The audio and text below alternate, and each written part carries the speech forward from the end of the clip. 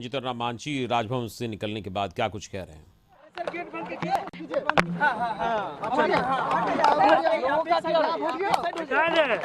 लो बोलीजिए। Sir मुलाकात करने के आप लोग थोड़ा सा पीछे आइए ना, पीछे आइए ना जी। कैसे लोगो लगा रहे भाई, थोड़ा पीछे आ जाओ।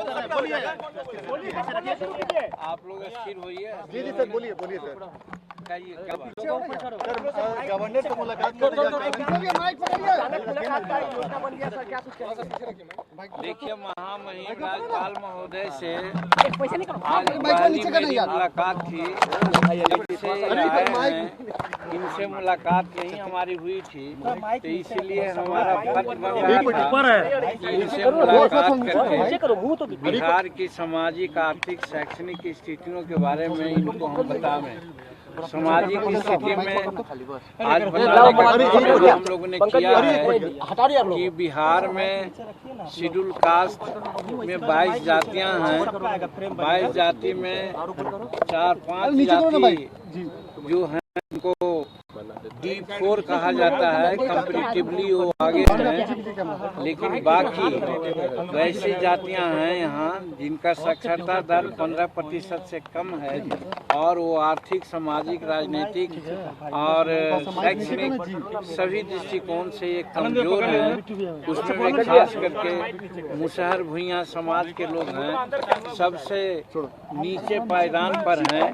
उनको काम करने की जरूरत है, उनको विकास करने की जरूरत है। फिर शिक्षा पद्धति पर भी बात हुई कि शैक्षणिक स्थिति यहाँ का ये है कि सरकारी विद्यालय में पैसे तो लग रहे हैं और काफी बजट भी है, लेकिन जो शिक्षा का स्टैंडर्ड है सरकारी विद्यालयों में वो उचित नहीं है। इसलिए कि यहाँ प्राइवेट विद्यालय में सब अपने बच्चों को पढ़ाना चाहते हैं। यहाँ तक कि जो सरकारी विद्यालय के मास्टर हैं वो भी अपने बच्चों को विद्यालय, प्राइवेट विद्यालय में पढ़ाते हैं। इसी से जोड़ा जा सकता है कि सरकारी विद्यालय की क्या स्थिति है।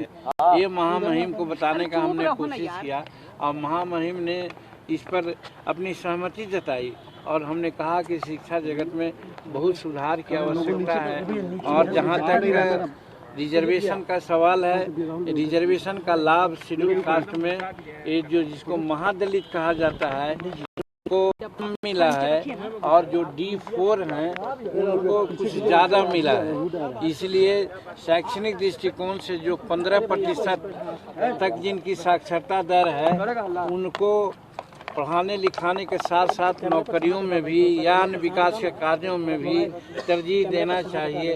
ये बातें इनसे हमने कही है। और फिर एक विद्यालय है छैबट महाविद्यालय महुआ में, उसमें एक शेड्यूल कास्ट के जो हमारे प्रिंसिपल हो सकते हैं या होना है और अभी प्रतिस्थापित हैं, लेकिन कुछ लोग नाजायज वो इस कॉलेज सर्विस कमीशन के आदेश और निर्देश के विरुद्ध भी जाकर के उनको हटाने का काम करना चाहते हैं। इस पर भी उनसे हमारी बात हुई। यही बात के चलते आज महामहिम से हम लोग मुलाकात किया। तो सर बिहार में शिक्षा व्यवस्था की स्थिति खराब है? निश्चित रूप में खराब है, इसलिए कि जब कोई मास्टर है सरकारी विद्यालय का, वो अपने विद्यालय में अपने बच्चों को क्यों नहीं पढ़ाता है? इससे क्या साबित हो रहा है? यही हमने कहा। तो सर आप ही की सरकार है ना सर, आप ही हाँ, मेरी सरकार है। इसीलिए हमने कहा कि पहले जमाना में ऐसा होता था कि 3 महीना में इंस्पेक्शन होता था, मुलाजा होता था, सब लोग टाइट होकर के बच्चों को पढ़ाते थे, लिखाते थे और ठीक दुरुस्त रखते थे। आज मुलाजा नहीं हुआ है। इस तरह का इंट्रोडक्शन होना चाहिए सर, ये हमने उनको कहा है। और हम आप लोगों के माध्यम से आज मांग भी करते हैं शिक्षा विभाग से या शिक्षा हमारे मुख्यमंत्री जी से कि वो सिस्टम लागू करें, तभी मास्टर लोग ठीक से काम कर सकेंगे। और कम से कम इतना हो कि जो शिक्षक पढ़ाते हैं जिस स्कूल में, उस स्टैंडर्ड में अगर बच्चा उनका पढ़ता है तो अपने स्कूल में पढ़ावें बच्चों को, प्राइवेट में नहीं पढ़ावें। ऐसी व्यवस्था हो तो शिक्षा व्यवस्था ठीक हो। विपक्षी एकता की बैठक होने वाली है, उस मीटिंग में आप रहेंगे क्या? विपक्षी एकता की बैठक होने वाली है 23 तारीख को। देखिए महागठबंधन में हम लोग 7 पार्टियां हैं और 7 पार्टी में जब एक हम लोग हैं, जब कहा जाएगा सम्मिलित होने के लिए तो शामिल होंगे, नहीं शामिल होने के बाद भी हम कर सकते हैं कि जो हमारा गठबंधन है उसका मेन लीडर जब नीतीश कुमार जी हैं और वही अपना उन्हीं के रिक्वेस्ट पर ये बैठक आयोजित हो रही है, तो हम समझते हैं कि फिर हम लोग रहें या न रहें उससे कोई फर्क नहीं, लेकिन अगर बुलाया जाएगा तो बैठक अभी तक बुलाने की बात नहीं हुई। अच्छा मांझी जी, आप जब मुख्यमंत्री थे तो आपने एक बात कहा था उस समय कि एस्टीमेट घोटाला की चर्चा आपने उस समय बहुत जोर शोर से की थी। अभी जो पुल गिरा आप उस पर क्या बोले, कुछ ऐसा ही हो रहा है क्या?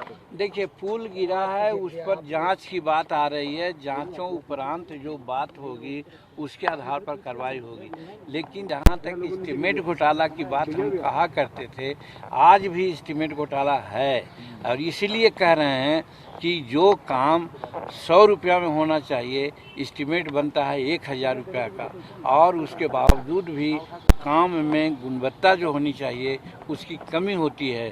सुपरविजन हमारे क्षेत्र में कई एक ऐसा काम हुआ है, रोड का, पुल का, उस पर भी हम लोगों ने ध्यान आकर्षित किया है, तो उस बात पर आज भी हम आमादा हैं कि साहब एस्टीमेट ज़्यादा लोग बनाते हैं और काम कम पैसा का करते हैं, उसकी गुणवत्ता कम रहती है, उसमें सुपरविजन की आवश्यकता है, उसको बढ़िया से देखने की आवश्यकता है। मांझी जी, आपको विस्तार की चर्चा हुई है क्या? कल नीतीश कुमार से आपकी बैठक हुई साथ में, क्या मंत्रिमंडल विस्तार को लेकर के भी? नहीं, कुछ नहीं। माननीय मुख्यमंत्री जी से हम लोग सिर्फ चारों विधायक जो हमारे 6 दल के हैं, एक समस्या थी कि हमारे विधायक की बात पदाधिकारी नहीं सुनते हैं, या हमारे विधायक माननीय मुख्यमंत्री जी के समाधान यात्रा में भी गया में बहुत साल लेटर दिए थे, उस पर कोई काम नहीं हुआ था। हमारे क्षेत्र में भी कुछ ऐसे थे, उसका काम नहीं हुआ था। हम लोग मिल करके यही कहा था कि हम लोगों का काम देखा जाता है कि जैसा होना चाहिए वो नहीं हो रहा है, इसलिए महोदय आप काम की करवाने का आदेश दीजिए। तो यही काम के लिए चारों विधायक हम लोग मिले थे और सब लोग अपना अपना काम का लिस्ट उनको दिया गया है और उन्होंने कहा है कि त्वरित कार्रवाई करेंगे। कोई राजनीतिक बात हम लोग नहीं। 23 तारीख को बड़ी बैठक है, आप सहयोगी हैं, तमाम सहयोगियों का नाम कल बोल दिया गया, आपका नाम नहीं बोला गया और आपको अभी तक आपको जानकारी नहीं है, इसको क्या समझा जाए? हम इसको कुछ नहीं समझते हैं। हम ये समझते हैं कि विपक्षी एकता मजबूत हो, जैसे भी एकता बन सके, और जहाँ तक लाना रहना न रहना, जब नीतीश कुमार वहाँ साथ हैं तो मैं समझता हूँ कि हम भी साथ हैं। आपके बारे में कहा जा रहा है कि बीजेपी के संपर्क में आप हैं। अब ये सब आप लोग बोल रहे हैं, और 5 सीट और 4 सीट का कोई मामला नहीं है। हम नीतीश कुमार के साथ हैं, हमको 1 सीट भी नहीं मिलेगा तो भी हम मुख्यमंत्री के साथ हैं। ठीक है सर, ठीक है।